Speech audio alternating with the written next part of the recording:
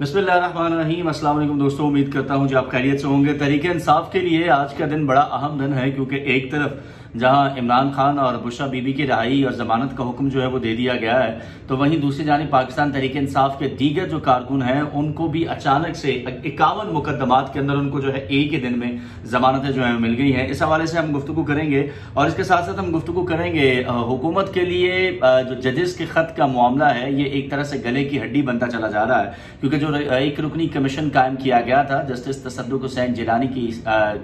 उसमें नामजद किए गए थे, अब उन्होंने माजद कर ली है। अब हुकूमत के पास इसके बाद क्या ऑप्शन बच जाएंगे, आज की वीडियो में इसके हवाले से हम गुफ्तगू करते हैं। तो चलिए जी, वीडियो का आगाज करते हैं। सबसे पहले आज की अगर हम बात करें, वैसे तो 1 अप्रैल फूल होता है, लेकिन आज मैं आपको फूल नहीं बना रहा हूं, बल्कि यह हकीकत है कि आज का दिन जो है, यानी कि 1 अप्रैल का जो दिन है, वो पाकिस्तान तहरीक इंसाफ के लिए बहुत सी खुशियां लेके आया है, क्योंकि तहरीक इंसाफ के सरबराह इमरान खान साहब और उनकी अहलिया बुशरा बीबी जो है, उनके तोशाखाना केस के अंदर सजा को मुअत्तल करते हुए एक तरफ जहां उनकी रिहाई का हुक्म दिया गया है, तो वहीं पाकिस्तान तहरीक इंसाफ के दीगर जो रहनुमा है उनकी भी 51 मुकदमात में एक ही दिन रिहाई मुमकिन हुई है। तो पहले खान साहब के हवाले से गुफ्तगू कर लेते हैं। आज इस्लामाबाद हाईकोर्ट में तोशाखाना केस में जो है उसकी समाअत हुई। चीफ जस्टिस आमिर फारूक और जस्टिस मियां गुल हसन औरंगजेब का 2 रुकनी बेंच जो है उसने इसकी समाअत की, और इसमें पाकिस्तान तहरीक इंसाफ के जो रहनुमा है इमरान खान साहब और बुशरा बीबी, उनकी जानिब से बैरिस्टर अली जफर जो है वो अदालत में पेश हुए, जबकि नैब की जानिब से प्रोसिक्यूटर अमजद परवेज जो है वो अदालत के रूबरू पेश हुए।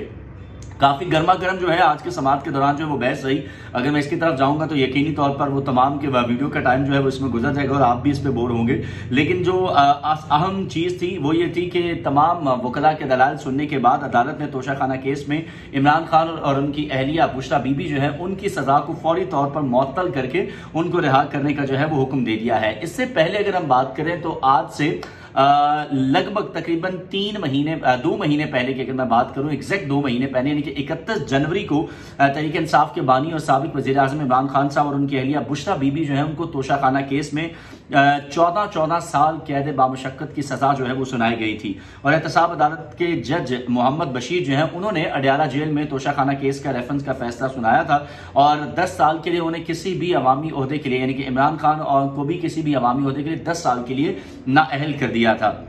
इसके साथ साथ एहतसाब अदालत की जानिब से दोनों मुलजमान पर 78 करोड़ 70 लाख रुपए जुर्माना जो है वो भी आयद किया गया था। उसके बाद हमने देखा कि 16 फरवरी को पाकिस्तान तहरीक इंसाफ के बानी इमरान खान ने साइफर, तोशाखाना केस और निकाह केसेस के अंदर सुनाई गई जो सजाएं हैं उनके खिलाफ भी अदालतों से रुजू किया था। फिर 17 फरवरी को तहरीक इंसाफ के बानी जो है उनको साइफर, तोशाखाना और निकाह केसेस में सजा के खिलाफ अपीलों पर डायरी नंबर जो है वो अलॉट किया गया। यूं चीजें जो है वो आगे चलती रही, केसेस की जो है वो समाअत हुई। गुज़िश्ता साल 5 अगस्त को इस्लामाबाद की जो अदालत है उसने इमरान खान को तोशाखाना केस में करप्शन का मुजरिम करार देते हुए 3 साल कैद की जो सजा सुनाई गई थी, जिसके बाद उन्हें पंजाब पुलिस ने लाहौर में वाक़ जमान पार्क में ही उनकी रिहाइशगाह से गिरफ्तार कर लिया था, और उस वक्त खासा वावेला भी हुआ था। पेट्रोल बम भी जो है वो गिराए गए थे। तहरीक इंसाफ के कारकुनों की जानिब से कहा गया था, पुलिस की जानिब से, कि उनके कारकुनों की जानिब से जो है पेट्रोल बम गिराए गए हैं। लेकिन बहुत सी चीजें जो है वो हुई थी इस तमाम गिरफ्तारी के अंदर, लेकिन खैर वो तो माजी का हिस्सा है। लेकिन उसके बाद जो चीजें असल है वो ये है कि इमरान खान साहब की रिहाई का हुक्म जो है वो दे दिया गया।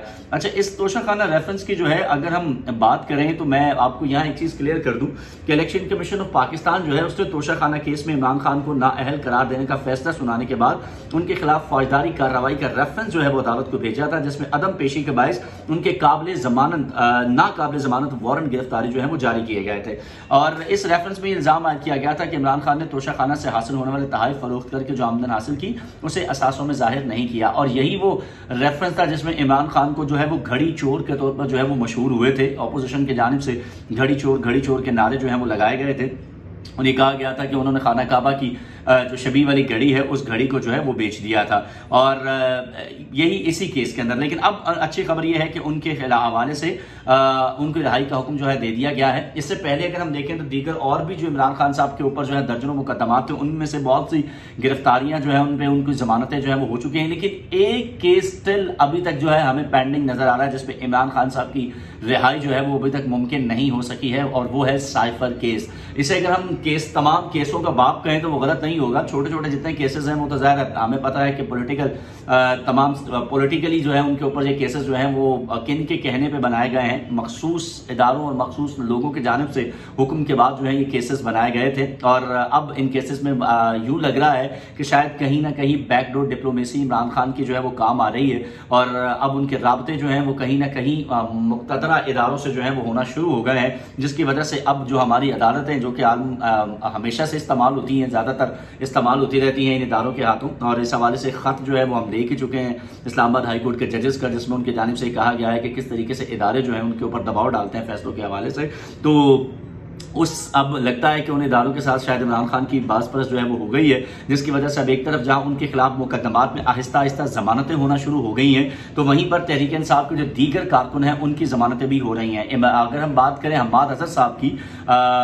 वफाकी वजीर साबिक रह चुके हैं, तहरीक इंसाफ के रहनुमा हैं, एक ही दिन में उनकी पेशावर हाई कोर्ट से 51 मुकदमात के अंदर जमानतें जो हैं वो मंजूर हुई हैं, जराये की जानिब से ये बताया गया है। तो इससे आप अंदाजा लगा लीजिए कि इस वक्त अदालतें जो है इमरान खान साहब पर कितनी मेहरबान है। यहाँ थोड़ी सी तारीख अगर मैं आपके साथ शेयर करूं तो आपको याद होगा कि जब नवाज शरीफ साहब जो हैं उनके खिलाफ केसेस बनाए गए थे, तो जाहिर है उस वक्त भी प्रेशर जो है वो मौजूद था। ये जो आप खत है मैं अपनी पिछली वीडियोस में भी बता चुका हूं कि उस वक्त भी इदारों की जानिब से दबाव डालकर नवाज शरीफ के खिलाफ और मरीम नवाज के खिलाफ मुकदमात बनाए गए थे। उनको भी जमानतें जो है वो नहीं मिलती थी, लेकिन जब उनके मामला जो है वो तय पा गए तो न सिर्फ जमानतें मिल गई बल्कि उनको पाकिस्तान से बाहर भी जाने दिया गया नवाज शरीफ साहब को। और यूं जब तमाम मामला तय पा गए तो नवाज शरीफ साहब न सिर्फ वापस आए बल्कि उन्होंने इंतखाबात भी लड़े, उनके खिलाफ सालों कैद की सजाएं थी वो सजाएं भी माफ हो गई, उनके खिलाफ अरबों रुपए के जुर्माने तो वो भी माफ हो गए। तो मतलब कहने का ये हुआ कि हमारी अदालतें जो है वो कठपुतली बनी नहीं इन इदारों के हाथों। उसके बाद अब की अगर हम सूरत हाल की बात करें तो अब इमरान खान साहब के साथ भी वही चीजें होती हुई हमें नजर आ रही हैं कि यूं लग रहा है कि जैसे बास परस जो है वो हो चुकी है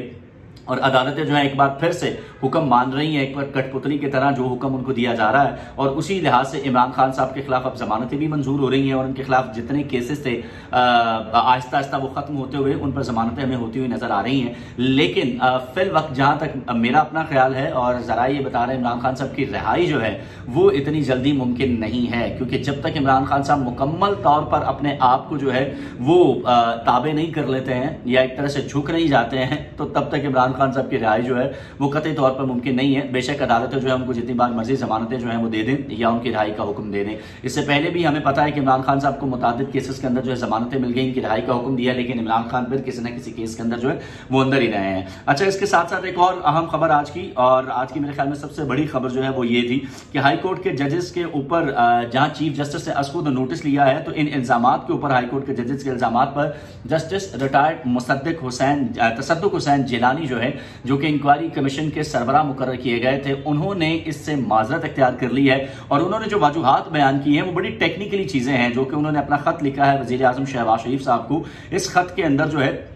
उन्होंने बहुत सी चीजें जो है टेक्निकली बयान की हैं और उन्होंने इस हवाले से जो है वो माफी भी कर ली है कि मैं ये केस के जो है वो कमीशन की सरबराही नहीं लूंगा। इससे पहले उनके जो साहबजादे हैं जस्टिस तसद्दुक हुसैन जिलानी साहब की गुज़िश्ता रोज उनकी वीडियो सामने आई थी, जिसमें उनकी जानिब से जो है अपने वालिद मोहतरम को जो है वो सही तरीके से खातर मदारत उनकी जो है वो की गई थी। तो शायद ये भी हो सकता है कि इस वजह से जो है वो तसद्दुक हुसैन जिलानी साहब ने जो है वो ना किया, लेकिन मेरे ख्याल में एक अच्छा फैसला है। अपनी इज्जत बचाने के लिए उन्होंने ये फैसला किया है और वो कमीशन की सरबराही जो है वो नहीं कर रहा है, जिसकी वजह से अब हुकूमत के लिए नए चैलेंजेस पैदा हो गए हैं कि अब वो कौन होगा जो इन इल्जामात की तहकीक करेगा। लेकिन इसके साथ साथ सुप्रीम कोर्ट जो है उसने एक अच्छा डिसीजन लिया और वो ये है कि जस्टिस काजी फायज ईसा ने इस्लामाबाद हाई कोर्ट के 6 जजेस के खत का असकुद नोटिस लेते हुए 7 रुकनी लार्जर बेंच जो है वो तश्कील दे दिया है, जिसकी सरबराही खुद चीफ जस्टिस काजी फायज ईसा करेंगे। जबकि इसमें बाकी जजेस की अगर बात करें तो जस्टिस मंसूर अली शाह, याहिया खान अफरीदी, जमाल खान मंदुखेल, अतर मिनल्लाह, मुसर्रत हलाली और जस्टिस नईम अख्तर अफगान जो है